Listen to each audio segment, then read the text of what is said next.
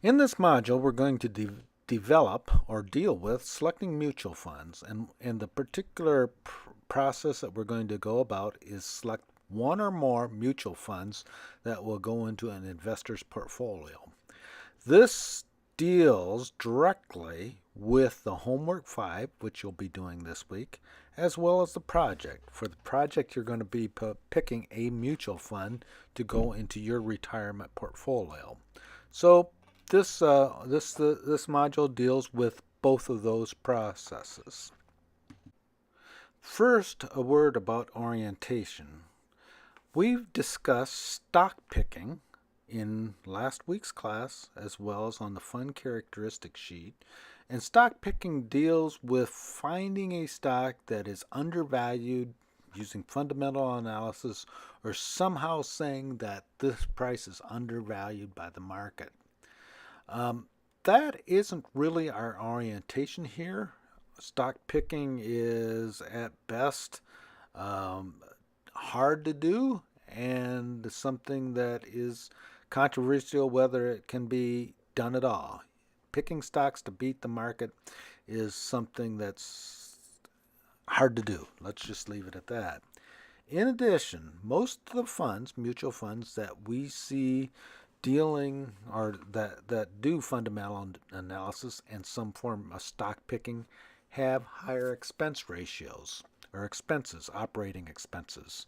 So when we have a fund with a higher operating expense, as is the case in this illustration where we're comparing Fidelity Magellan to Vanguard 500 fund, if we have those larger costs associated with actively managed fund, we have to get higher returns associated with that fund just to make up for the higher cost. In any case, that's difficult to do. I would like you to read reading 6 here, which is associated with our modules here. Reading 6, it's an article that deals with stock picking and actively managing funds.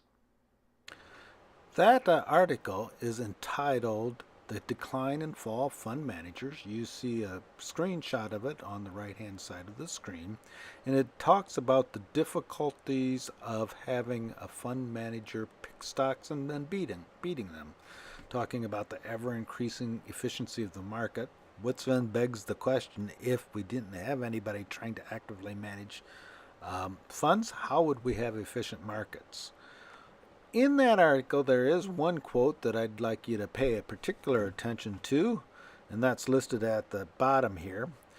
And to set this quote up, what they're talking about is fund managers or portfolio managers, those that are actively seeking funds and where they might go.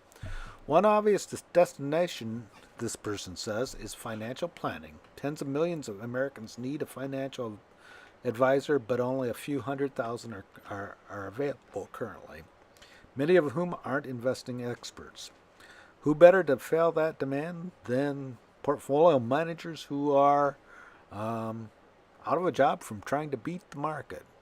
In any case, that if you're in the financial planning orientation, this hopefully gives you some hope here that there is a pretty large demand for financial advisors, and that demand doesn't necessarily or doesn't deal at all with picking stocks, but rather helping individuals get to the right investments in their portfolio, among many other things.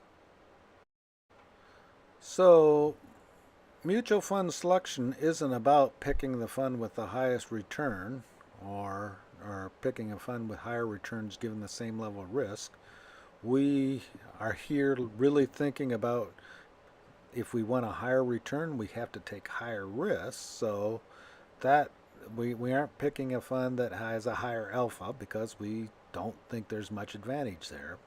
Instead, what we're really doing with these fund selection is attempting to get our investor and ourselves into a risk return position that they desire to take, and also getting themselves into position where we have the lowest return, or excuse me, the lowest risk for a given level of return.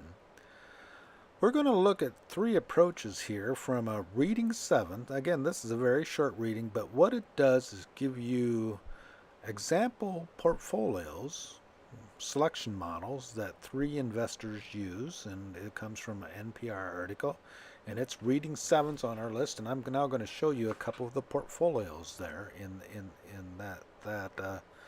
that article. The first portfolio example, which is a portfolio of mutual funds, comes from David Swensen,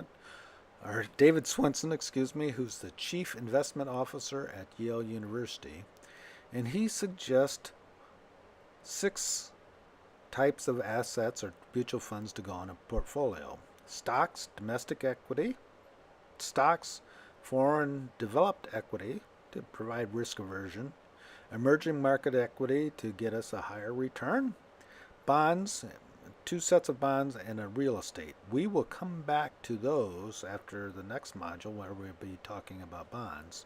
But stocks here: domestic equity, foreign developed equity, and emerging market equity. Here are some of the mutual funds and the ETFs that David Swensen suggests. For the stocks: Fidelity Spartan 500 Index Fund, an S&P 500 Index Fund; Vanguard Total Stock Mid-Market Index Fund. That's a total stock. That's broader than the S&P 500 Vanguard 500 fund that we're looking. And Schwab Total Stock Market Index. So for the stocks, he's selecting index fund. And for the developed equity and the emerging market equity, he's also suggesting Vanguard Total International Stock Index Fund and Emerging Market Stock Index Fund. All of those for the stocks are index funds. You'll see the expense ratios listed to the right there, and you see that they're all relatively low. So his approach here to stock selecting is pick an index fund and then pick some index funds, one from domestic stock, foreign developed, and then an emerging market equity fund.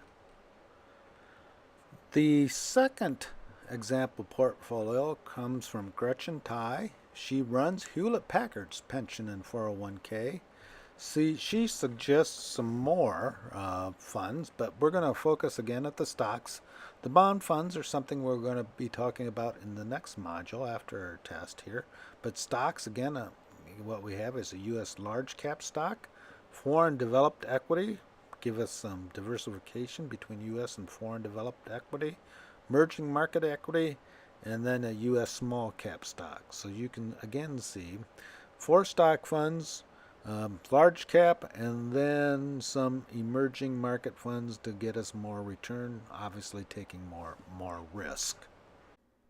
The final example of a portfolio comes from Jack Bogle. He is the founder of Vanguard, so you would expect him to be very much on the side of using index funds, low-cost index funds. He suggests a 2 mutual fund portfolio. First, a stock index fund. His examples would be Fidelity Magellan 500 Index Fund, Vanguard Total Stock Market Index, and then Schwab Total Stock Market Index Fund. You see those all have low cost. And then holding U.S. Treasuries. And your U.S. Treasuries would be in Vanguard Intermediate Total Bond Index and Fidelity Spartan Index Fund. Again, we'll talk about those in the future, but here you see examples here. All of these examples start out with an index fund and stocks and then build around it. So let's just summarize for the stock side what we're thinking about as far as putting in the portfolio. Domestics versus international, that provides us diversification, or at least some diversification. And then developed versus emerging economies. Developed economies would be like Japan and Europe, and those would be highly developed and have similar returns you would expect to the United States. Emerging markets would have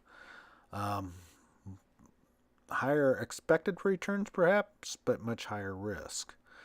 Secondly, growth stocks. We would be putting growth stocks in there to get a higher return, taking more risk.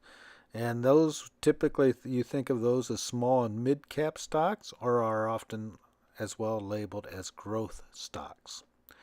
Finally, and we didn't talk about it in any one of these example portfolios, and but there are some uses occasionally. You can have sectors, so there's a medical sector. You might put that in the portfolio if you have the inkling, for whatever reason, that sector is going to do better than the other rest of the economy, or have some other reason for putting those in the portfolio. So for our homework this week, I've given you 5 mutual funds. All of them happen to be Vanguard. All of them happen to be index funds. And you're thinking about putting those together in a portfolio. And let me just describe what we have here. Vanguard 500 Index Fund. That's our broad-based index fund. We have a growth fund, higher return, higher risk. Mid-cap growth fund, higher return, higher risk. European Stock Index Fund, so this one would be a developed country fund to put in your portfolio, and then an international growth fund. So we've given you a selection of all those, and many of those that have been in the example portfolios that I've shown before.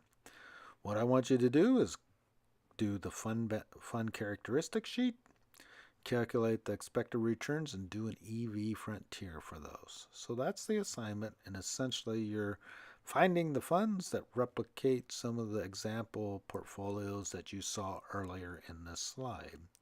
Again, what we're typically doing is taking a large cap fund and then finding some other funds that fit with it. For the project, I want you to pick one equity investment, and it could be anything. It could be a Vanguard 500 index fund. It could be any other index fund. What I want you to do is pick that fund. You're going to put it into a portfolio. I want you to pick that fund and then describe it for me and why you're putting it in the portfolio. And again, to provide you some guidance, if you're putting a or a Vanguard 500 index fund in there, you are doing something to diversify yourself and get the market portfolio return. If you're putting a growth fund in there, you want a higher expected return than you're getting with the Vanguard 500 fund, so you're seeking more return for a given level of risk. So those are some of the things you need to think about when making those selections, and again, we'll talk about that more in class, but that's what you need to be doing. So, summarize here. We're looking at picking mutual funds into a portfolio. Stocks are going to be fitting into several categories. Large index fund, and then you're going to diversify generally to some growth funds or international funds. That's what you're going to be doing in your homework. For the project, I want you to select one fund that goes into your retirement portfolio.